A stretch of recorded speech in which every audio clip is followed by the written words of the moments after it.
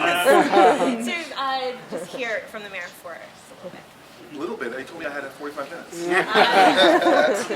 4 to 5 minutes. Look, I am really incredibly encouraged by what's going on here today, but more importantly, all the stuff that's been going on in Tech Week, as we were just discussing. Near, it's good to see you here. This is the kind of communities that create dynamic change in cities. Simple as that. And the future really is in rooms like this.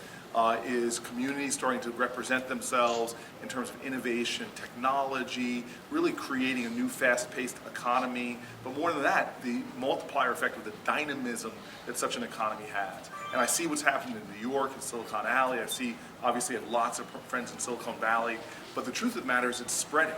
I was just down at South by Southwest in Austin, seeing what that community is creating there, but we can do it here in Newark, New Jersey as well. And seeing you all here really makes me realize that you guys are steps ahead of even my imagination of where we could be at this point.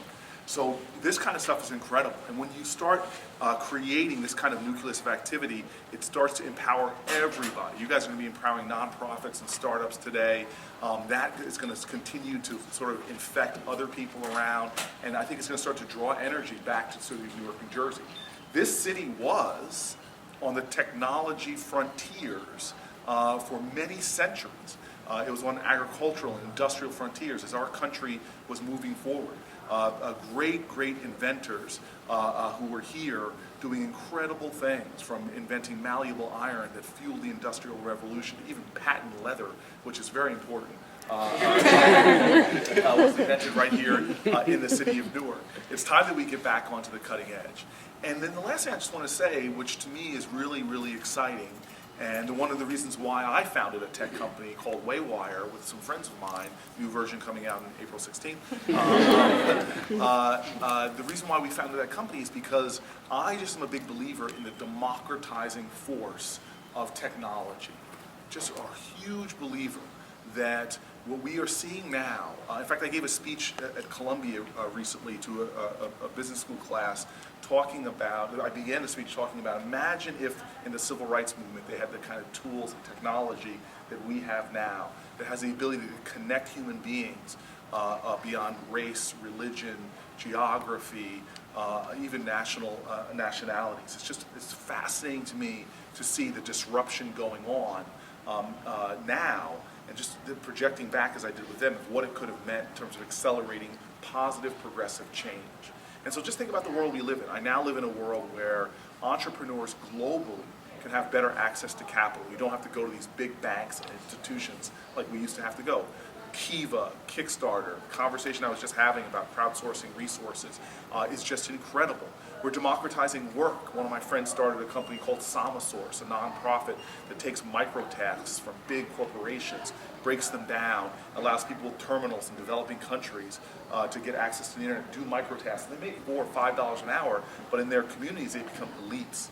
We're accessing latent economic potential that we all have as entrepreneurs. Companies like Lyft and Uber and Airbnb is allowing all of us, no matter who we are, you got some spare room in a car, you use that to make some money. It's just incredibly exciting. We're democratizing information. Stanford just put classes online that are being accessed around the globe. People in developing nations are outperforming Stanford students in these online classes, which in many ways has portends of the time that we're going to actually start to making higher education and elite education more accessible for everybody. I could go on and on in ways that the democratization force of technology is affecting every single one. But in communities like Newark, to me, this is a liberating force in this city.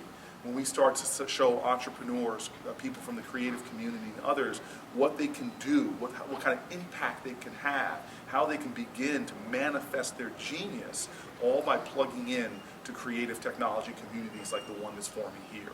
So this just gets me nothing short of so excited.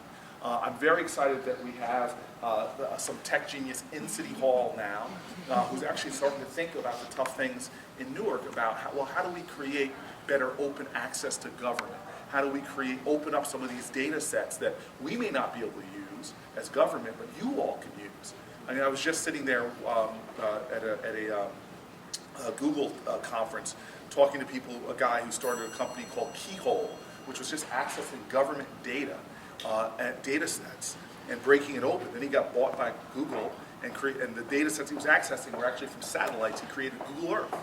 I was talking to people in New York City who were telling me about an app created where just using government data sets, they were able to be entrepreneurial. And now you can go to a restaurant in New York City, type in the restaurant's name, it'll show you all the health inspector information on that restaurant. So imagine the fact that government, in many ways, which used to be hierarchical, government was, as one of my friends, Gavin Newsom, wrote in his book, like a vending machine. You just go, you put in your tax dollars, you pull out whatever they give you. If you're not happy with it, what do? You shake the machine and kick it. But that was a relationship. But what we're doing now with this, to me, which is exciting, why having my partner in crime here, or partner in technology here, is what could really happen is you could take this hierarchical relationship and shift it so that everybody is a collaborator for creating a better community, where you're working in partnership. It really reflects the technology ideas that we're all part of a common community. You may call yourself an artist, I may call myself an entrepreneur, he may call himself a politician, but actually we're all equal in trying to create a better community. And in the same way of creating open source, open platform, collaborative environments, that's really what this is all about. So as we try to take City Hall and say, you know what, we're going to now crowdsource tens of thousands of eyes using a microblogging platform, like I did yesterday morning, waking up and seeing people tell me about potholes before my engineering department knew about it, telling me about traffic lights before my traffic engineers about it. Because now government is starting to move at the speed of technology, which is amazing. Imagine having the budget process, which is now so removed and opaque. Imagine having an online process where people actually can log in comments, can look at sections, and engage like San Francisco is doing right now. There's so much we could be doing in Newark as we start to open up our city and use technology to speed up the advancement of our city, because it's no longer government is hierarchical. This person has a threat, kicking the machine. No, now it's we need you as a partner. We need your ingenuity. You'll see things that we don't see, and we'll start moving Newark ahead a lot faster. And suddenly that kid who's going to Hawthorne Avenue School across the street from me has access to information, data, technology to really fuel their imagination of what could possibly happen. That startup with a great idea that used to have a difficult time getting access to funding, letting people know about their services, suddenly is connected into this larger collaborative technology community to do amazing things. So I'm now past my 4 to 5 minutes, but this is really pumping me up more than you can imagine. And I've been talking about it really nonstop, these concepts and these ideas, because I just think that as a government leader, I see this democratization going on in every part of our society except for our democracy. And I'm very excited to make government at the federal, state, county, local level begin to catch up to where geniuses like you all are in this room. And if we all kind of lean in with that same kind of attitude, we're going to do incredible things that will make our ancestors who were fighting in the 50s and 60s really proud that we picked up the baton and advanced it beyond even their dreams. And that's really the hope. So I want to thank everybody for being a part of it. I am here and really just a grassroots part of this community. I may have a title, but the reality is I'm just a grassroots tech guy. I am a Blerd. I'm proud of that. Now you've officially given me the ability to say that with swagger. Yes. So I'm very proud. Thank you, everybody. I want to thank the man for coming. He would stay for the next 24 hours. I could sit here and code with everyone, but get on to the next. Do I actually code, for crying out loud? No. User experience engineer. Yes, I am a user experience engineer. I want to ask one question to you before I go, if I can. Not to single you out in any way. Kimberly's going to the principal's office every 1 week. Does anybody have, before I leave, does anybody have questions for me other than who's buying pizza? Yes. When's your next Reddit AMA? I've done 2 so far, and I love them because there's such an honesty in that community, and there's not a meanness in that community. It's just wonderful. So I loved it. I really enjoyed it. All right. So is this